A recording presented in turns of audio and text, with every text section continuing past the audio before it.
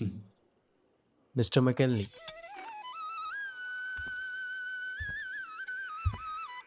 आज़ाद होने का वक्त हो गया है। चलिए। मार्च 23, लाहौर सेंट्रल जेल, 1931। फांसी का तख्त। लाहौर के कैद खाने का अंधेरा गहरा था। दीवारों से टकराती रोशनी का पहरा था। जंजीरों की छन छन एक सुर बना रही थी। मौत के कदम से जिंदगी जो मिल रही थी। 3 लोग आगे बढ़ रहे हैं। शिवराम हरि राजगुरु, सुखदेव थापड़ और भगत सिंह। उन लोगों के आंखों के करीब फांसी का तख्त रखा था। तीनों मुस्कुराते हुए आगे बढ़ रहे थे। फांसी देने वाला झिझक रहा था। उसके हाथ कांप रहे थे। जब वो फंदा ठीक करता है, भगत सिंह अपने चेहरे पर हल्की सी मुस्कान लिए उसके तरफ देखते हैं। फांसी का मंजर, समय रुक गया। भगत के होठों पर एक गीत जग गया। मौत से पहले जीवन को महसूस कर लूं, जो ख्वाब देखे थे उनमें 2 पल और भर लूं। आसमान भी गम में आंसू भर रहा था। जमीन कांप रही थी। इंसाफ सो रहा था और उनकी आवाज हवा को चीर गई। इनकलाब जिंदाबाद।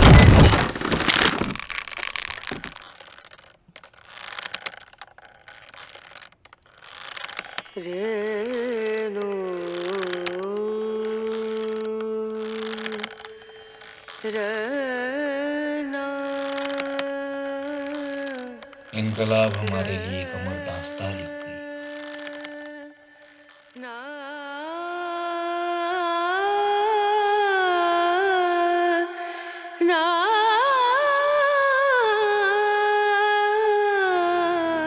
अब थोड़ा पीछे चलते हैं। 1930 में क्या हुआ वो समझते हैं। 1930 विचार का विरोध। एक भरी कोर्ट में ब्रिटिश प्रोसिक्यूटर गुस्से में भरा भगत सिंह पर लगा आरोप पड़ता है। उसका आवाज कोर्ट रूम के कोने कोने में गूंजता है। अदालत का शोर था, पर सच गुम था। भगत वहीं खड़े थे जहां खौफ भी नम था। मैं यहाँ अपने हक का ऐलान करने आया हूँ। मौत से नहीं, अपने जज्बात से लड़ने आया हूँ। उनका स्वर बिजली की तरह गरज रहा था। अदालत का एक एक तन को हिला रहा था। आजादी सिर्फ एक शब्द नहीं, एक वचन है, एक सपना है। ये हमारा हक है। कोर्टरूम में खुशबुसाहट होती है।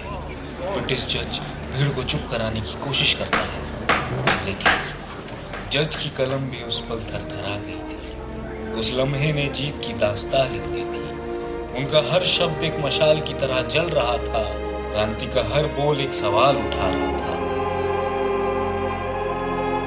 अब 1 साल और पीछे चलते हैं। अप्रैल 1929 में क्या हुआ वो समझते हैं। लेजिस्लेटिव असेंबली बैठक में चर्चा जोरों पर थी। ब्रिटिश ऑफिसर्स अपनी कुर्सियों पर आराम से बैठे थे। भगत सिंह और बटुकेश्वर दत्त गैलरी में बैठे हुए थे। उनकी आंखें कमरे को ताक रही थी।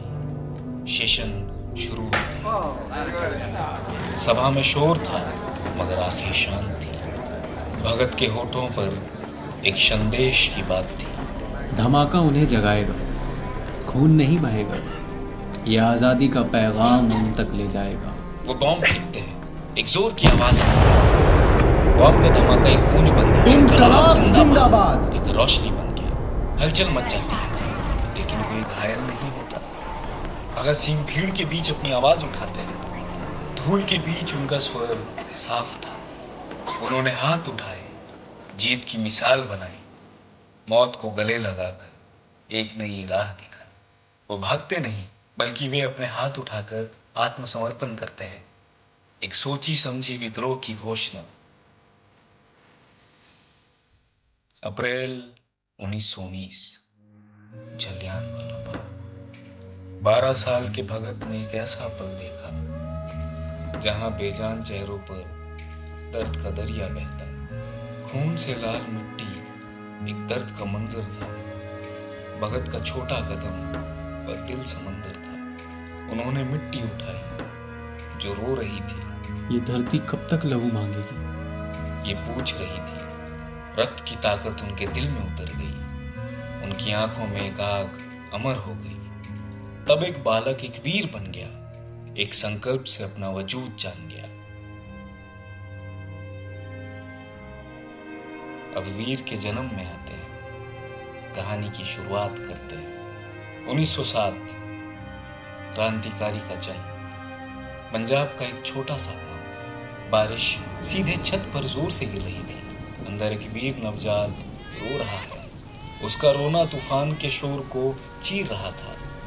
ये बच्चा एक आग बनेगा, दादी बोली थी। इसका नाम इतिहास में लिखा जाएगा। भगत इसका नाम होगा।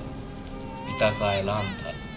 ये भारत के लिए जिएगा, इसका अरमान था। और बारिश रुक गई, आसमान थम गया। एक वीर का जन्म हुआ, भगत सिंह।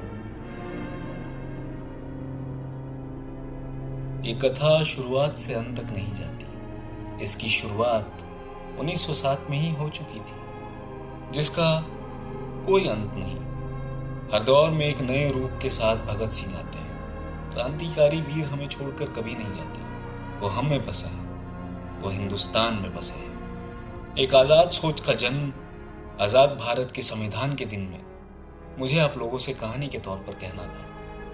एक छोटी सी कोशिश हमारी तरफ से। हमारी कोशिश अच्छी लगी तो चैनल को सब्सक्राइब करें। इनकलाब जिंदाबाद। Happy Republic day. Stay tuned and be healthy.